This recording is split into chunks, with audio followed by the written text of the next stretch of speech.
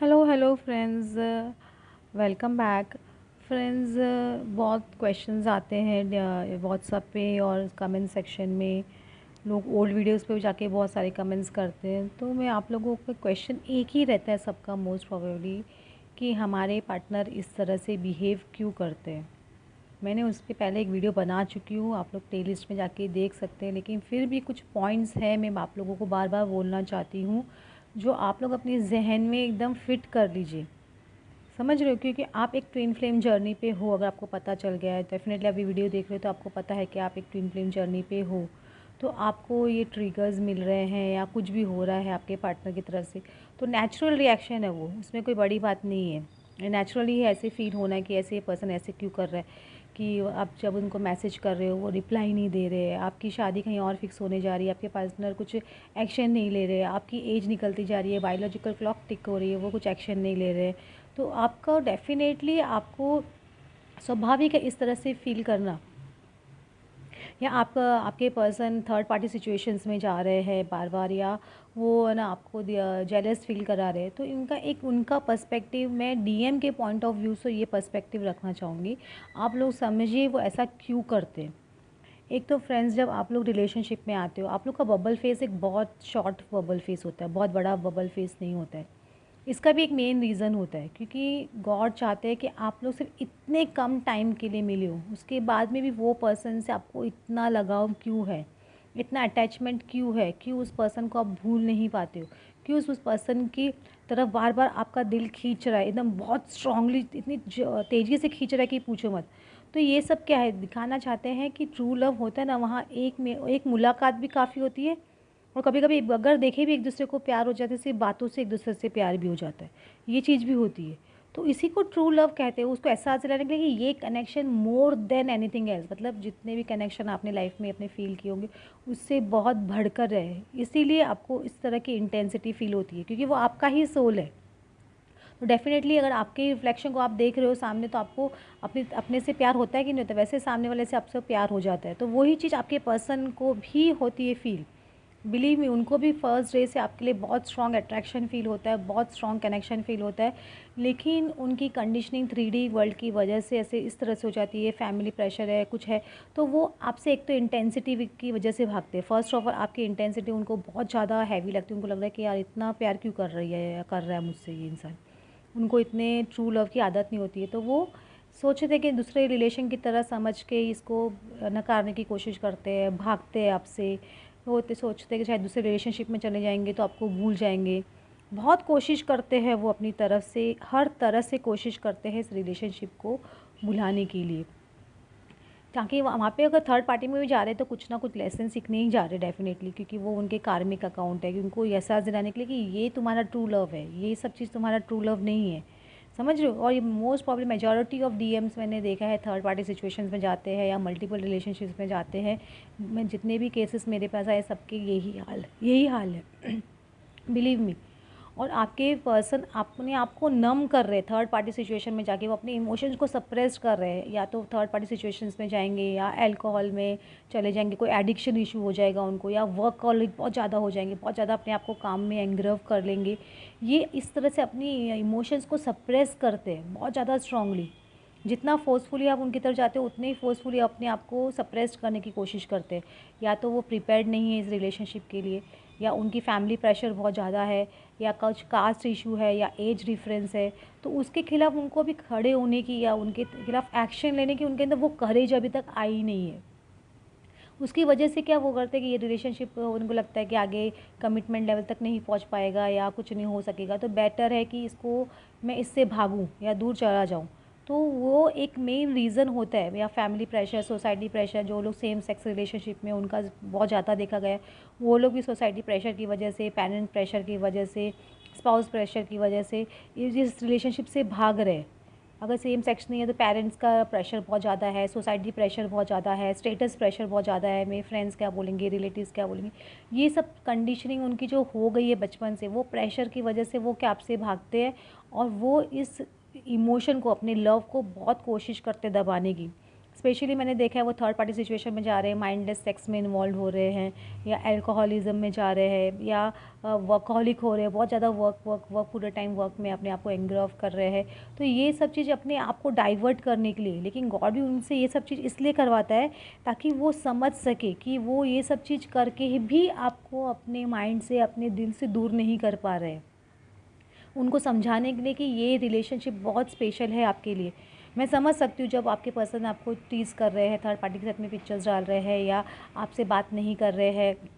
या अपने सिर्फ पेरेंट्स की बात सुन रहे हैं, तो आपको बहुत हर्टिंग वर्ड्स बोल रहे हैं, या सिर्फ ओनली घोस्टिंग कर रहे हैं, तो उस वक्त आपका पेन मैं समझ सकती हूँ। क्योंकि आपको लगता है उस वक्त कि मैं इतना प्यार करता हूँ या करती हूँ इस पर्सन से, ये इस तरह से क्यों बिहेव कर रहे हैं। मतलब आपको वो एनर्जी फील होती है उनकी कि वो आपसे प्यार करते हैं, आपको इतना स्ट्रॉन्ग पुल होता है उनकी तरफ, आपको इतना स्ट्रॉन्ग सेक्शुअल पुल भी होता है उनकी तरफ। तो आपको लगता है ये सब क्या है,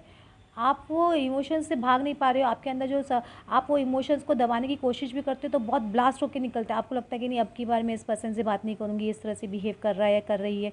मैं उससे दूर चला जाऊँगा, चली जाऊँगी। लेकिन वो क्या होता है, आप सप्रेस करने की कोशिश करते हो और तेज़ी से आप उनकी तरफ बाद में भागते हो। इसलिए इमोशन को सप्रेस करने की ज़रूरत नहीं है, क्योंकि आपके अंदर जो वो इमोशंस भरे पड़े ना, बहुत ज़्यादा बोलते हैं ना, ये मंथन नहीं है, ये आपका जो ट्विन फ्लेम जर्नी है ना, आपकी मंथन है, आपकी बॉडी की, आपकी ज़िंदगी की मंथन है। उसके अंदर बोलते हैं ना, जब समुद्र मंथन करते हैं तो उसके अंदर पहले जहर निकलता है, फिर उसके बाद में उसमें से है ना कल्पवृक्ष ट्री निकलता है, लक्ष्मी निकलती है, फिर अमृत निकलता है। तो वैसे ही है आपका ये जो मंथन चालू हो गया है ज़िंदगी का, आपकी लाइफ का जो मंथन चालू हो गया, तो उसके अंदर आपके अंदर जो भी नेगेटिव इमोशंस है, फियर है, एंजाइटी है, जेलसी है, कंपैरिजन है, जो भी आपके जो भी फाइनेंशियल इश्यूज़ है, को डिपेंडेंसी है, अटैचमेंट्स है, वो सारे आपके जहर है। ये जो सारे नेगेटिव वो निकल रहा है बाहर, समझ, वो निकलेगा ही, आपके पर्सन का भी निकलेगा और आपका भी निकलेगा। वो आपको क्या ग्रांटेड बेसिस पे ले लेते हैं, और जितना भी अपने घर का वो जो फ्रस्ट्रेशन है या कुछ भी है उनकी लाइफ में नेगेटिविटी, वो सब आप पे उतारते हैं। समझ रहे हो, वो समझ नहीं रहे वो क्यों कर रहे हैं इस तरह से, लेकिन वो बस आपको, उनको लगता है यही एक पर्सन है जो मेरी सुन सकता है, यही एक पर्सन है जो मेरी बात समझेगा, या मैं इसको बोलूँगा तो भी फिर से आ जाएगा या आ जाएंगी। तो उस वजह से वो इस तरह से बिहेव करते हैं, और आपको समझ में नहीं आ रहा है ये क्या हो रहा है। तो आपका ये मंथन चालू है, आपके अंदर से नेगेटिविटी निकलेगी सारी, वो सारी नेगेटिविटी निकल के जब बाहर हो जाएगी ना, तो आपको ऑटोमेटिकली वो अनकंडीशनल लव फ्लो होने लग जाएगा। आपकी लाइफ में अबंडेंस आना शुरू हो जाता है। बोलते हैं ना, हमारी लाइफ में हमारी जॉब अच्छी हो गई, प्रमोशन हो गया, बिजनेस अच्छा चल रहा है, काम अच्छा चलने लगा, तो वो अबंडेंस आना शुरू हो जाती है। नेगेटिव जहर जैसे ही निकल जाता है बाहर, तो डेफिनेटली ऑटोमेटिकली लक्ष्मी आना शुरू हो जाती है। फिर लक्ष्मी आने के बाद में जैसे आपकी विशेष पूरी, वो कल्पवृक्ष ट्री निकलता है, आपकी छोटी छोटी मैनिफेस्टेशन होने लग जाती है। वो मैनिफेस्टेशन हो रही है, उसके बाद में आप लोगों की वो अमृत, आपका पर्सन आपका अमृत है वो, तो आपको अमृत मिलता है वो। बोलते हैं ना, इसलिए इतना लॉन्ग प्रोसीजर हो जाता है, सेपरेशन पीरियड इतना लंबा होता है, क्योंकि आपके अंदर बहुत सारे इश्यूज़ है जो आपको हील करने होते हैं।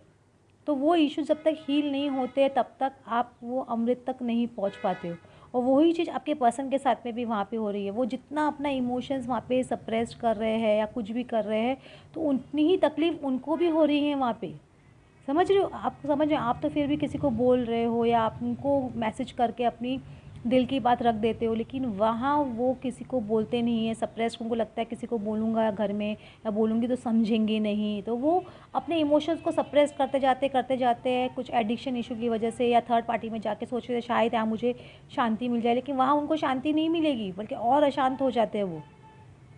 तो वहाँ उनकी जो वो सप्रेस इमोशन बहुत लेवल तक एक पहुँच जाता है ना, वो तो वो वहाँ पे वो स्प्रिंग कितना बहुत जाते हैं, जिसे दबाते जाएंगे तेज़ी में, तो स्प्रिंग एक जन जोर से उछलता है। तो वैसे ही उनका है, वो अंदर जितना उनके वो दबाने की कोशिश में, एक दिन बहुत ज़ोर से ब्लास्ट होकर निकलेगा, और उनकी फैमिली के सामने वो नहीं बोल रहे थे, वो स्टैंड लेना शुरू करेंगे, वो आपके लिए स्टैंड लेना शुरू करेंगे, खुद के लिए स्टैंड लेना शुरू करेंगे, क्योंकि सबसे इम्पॉर्टेंट वो खुद सहन कर रही है ये सब चीज़। तो उनको एक जज मत करो अपने पार्टनर को, वो ऐसे कर रहा है ऐसे करें। मैं बार बार आप लोगों को बोलती हूँ, अनकंडीशनल लव का मतलब क्या होता है, आप सामने वाले को अनकंडीशनली लव करते हो, कि वो सामने से आपको रिप्लाई दे या नहीं दे, आपको प्यार करे या ना करे, अनकंडीशनल लव उसको बोलते हैं। और अनकंडीशनल लव वहाँ ही आता है जहाँ दोनों बाजू प्यार होता है। याद रखिए, एक तरफ का प्यार कभी अनकंडीशनल होता ही नहीं है, दोनों तरफ प्यार होता है, तभी वो ऑटोमेटिकली अनकंडीशनल लव भी आता है, ये भी याद रखिएगा। तो आप अनकंडीशनल लव में आइए जब आपकी वाइब्रेशन वहाँ पे चेंज होगी। मैं बार बार बोल रही हूँ, आपके पर्सन के लिए अपनी वाइब्रेशंस चेंज कीजिए, अपने फीलिंग्स चेंज कीजिए। जो नेगेटिव है उनके लिए इतना से भी नेगेटिव मत आने दीजिए।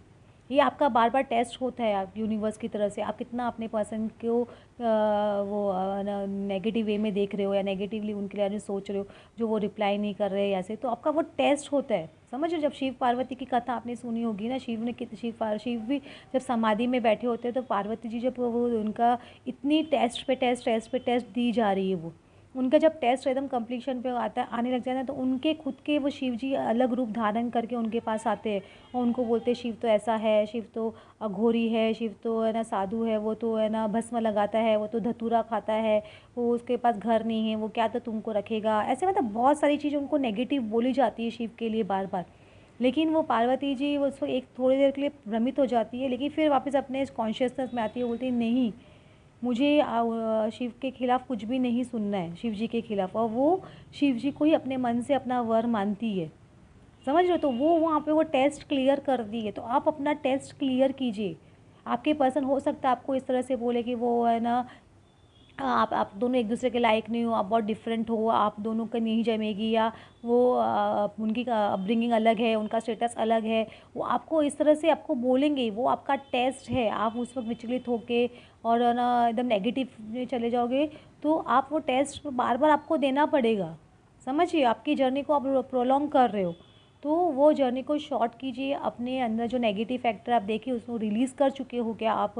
आप जब वो फैक्टर्स रिलीज़ कर देते हो, मतलब वो बोलते हैं पहले वो जहर बहुत तेज़ी से निकलता है, फिर निकलने लग जाता है, तो फिर थोड़ा कम, फिर थोड़ा कम, फिर थोड़ा कम, वैसे होता है, तो आपकी ऑटोमेटिकली वो इंटेंसिटी नेगेटिविटी की कम हो जाती है और ऑटोमेटिकली आप एक पीसफुल सिचुएशन में आने लग जाते हो। आप उनके लिए एक अनकंडीशनल लव फील करने लग जाते हो, क्योंकि ये पूरा प्रोसीजर, इसलिए सेपरेशन आना ज़रूरी है दोनों के बीच में, ये रियलाइज़ करने के लिए कि ये love is more than anything else. इसको कोई नहीं रोक सकता,